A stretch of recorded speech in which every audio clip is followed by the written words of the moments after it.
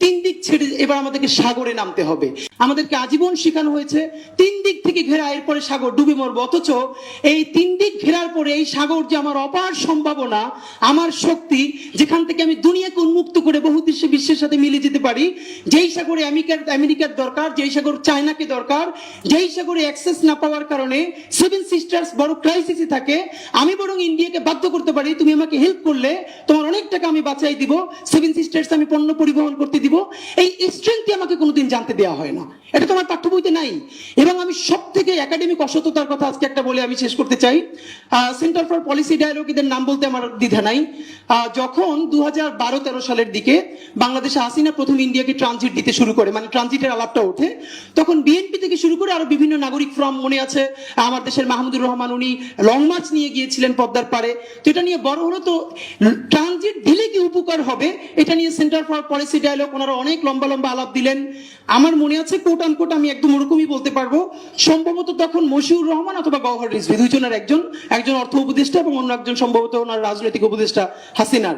তো প্রথমে তারা অ্যাডভোকেসি করতে গিয়ে বলেছিল, আমরা যদি ইন্ডিয়াকে ট্রানজিট দেই, সেই শুধু ট্রানজিটের ফিতে আমরা সিঙ্গাপুর হয়ে যেতে পারবো। এবং মজার ব্যাপার হলো, হ্যাঁ, পৃথিবীতে বহু দেশ ট্রানজিট দিয়েছে এবং সেই ট্রানজিটের ফিতে তারা অনেক ধনী হয়ে গেছে। মানে অবাক করার ব্যাপার, 2 থেকে 3 বছর পর গওহর রিজভী অথবা মশিউর রহমানকে সাংবাদিকরা জিজ্ঞেস করেছেন যে এই যে আমরা ট্রানজিট দিয়েছি ইন্ডিয়াকে, আমরা এখান থেকে কত টাকা পেয়েছি? আপনারা শুনলে হাস্যকর মনে হবে, কোট আনকোট দায়িত্ব নিয়ে বলছি, হি রিপ্লাইড, বাংলাদেশ এত ছোট লোক নয় যে প্রতিবেশীকে ট্রানজিট দিয়ে সেখান থেকে টাকা নিবে। এটা মশিউর রহমান বলেছে সম্ভবত। প্রথমত, প্রতিবেশী ছাড়া অন্য কাউকে কি ট্রানজিট দেওয়া যায়? কিন্তু অসততার কথাটা এটাও না। অসততার কথাটা হচ্ছে, আপনারা যারা এখানে পলিটিক্যাল সায়েন্সের ভাইরা আছেন, স্যাররা তো নিশ্চয়ই জানেন, স্যারদের জন্য বলা না, আমাদের জন্য বলা, বাংলাদেশ ভারত কি কোনোদিন ট্রানজিট হয়? এটা তো করিডোর। আমরা জানি প্রথম কোন দেশ দ্বিতীয় দেশের মধ্য থেকে জায়গা নিয়ে তৃতীয় দেশে যদি অবস্থান গ্রহণ করে, ইট ইজ কল্ড ট্রানজিট। যেমন নেপাল যদি ভারতের ভূমি ব্যবহার করে বাংলাদেশে বিদ্যুৎ নিয়ে আসে, এটা ট্রানজিট। বাংলাদেশ যদি ভারত হয়ে ভুটান চলে যেতে পারে, তাহলে মাঝখানের রাষ্ট্রটা ট্রানজিট দিবে ইন্ডিয়া।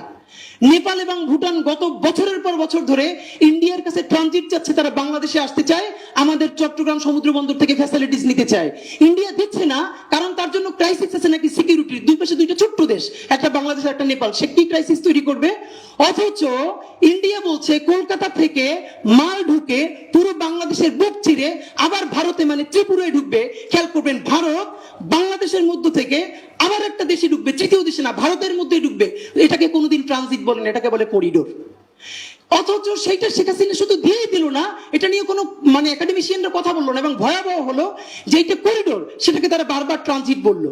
অথচ বাংলাদেশ ভারতের মধ্যে হয়ে বাংলাদেশ আবার ভারতে ঢুকবে, এটা তো কোনোভাবে ট্রানজিট না, এটা করিডোর। তারা বলছে বারবার ট্রানজিট। তো এই যে একাডেমিক অসততা, এই অসততার বিরুদ্ধে কাউকে না কাউকে তো দাঁড়াতে হবে যে আপনি ট্রানজিট আর করিডোর। আমি আপনাকে দায়িত্ব নিয়ে বলতে পারি, পৃথিবীর বহু দেশ ট্রানজিট দিয়েছে প্রতিবেশী দেশকে, হাজার হাজার কোটি টাকার মালিক হয়েছে। কিন্তু বাংলাদেশের মতো ক্ষুদ্র দেশ, ভারতের মতো কোনো পরাক্রমশালী দেশকে দুনিয়ার কোথাও করিডোর দিয়েছে এর কোনো প্রমাণ নাই। কারণ এটা তো সত্য কথা যে বাংলাদেশের পাশে, নেপালের পাশে, ভুটানের পাশে ভারত যতটা মহাপরাক্রমশালী, মেক্সিকোর পাশে আমেরিকাও ততটা মহাপরাক্রমশালী প্রতিবেশী নয়।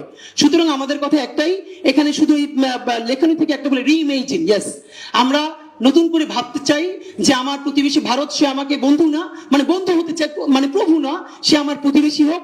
আমাদের লুকিস পলিসির সাথে আমরা কথা বলবো। মোস্ট ইম্পর্টেন্টলি, তিন দিক ছেড়ে এবার আমাদেরকে সাগরে নামতে হবে। এই সাগর থেকে আমাকে শ্রীলঙ্কা যেতে হবে, মালদ্বীপ যেতে হবে, সিঙ্গাপুর যেতে হবে, ইন্দোনেশিয়া যেতে হবে। স্যার বলেছেন আসিয়ান একটা অনেক লম্বা সিরিজ, এটাকে চেষ্টা চালাতে হবে। না হলো গ্রুপ 3 হোক, গ্রুপ 4 হোক, সেটা আমাদেরকে চেষ্টা চালাতে হবে। পুরো বাংলাদেশের 18 কোটি মানুষকে নিয়ে বঙ্গোপসাগরে নামতে হবে।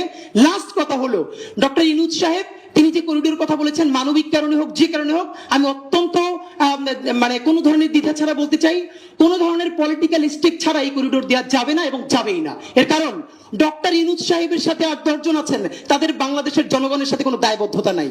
আজকে এই সরকার পড়ে গেলে কাল থেকে আইএমএফ এর অ্যাডভাইজার হবে, পরশু বিশ্ব স্বাস্থ্য সংস্থা বা আরো একটা অর্গানাইজেশন হবে। তার বাংলাদেশের দায় দরদ কিসের, দায়বদ্ধতা কিসের?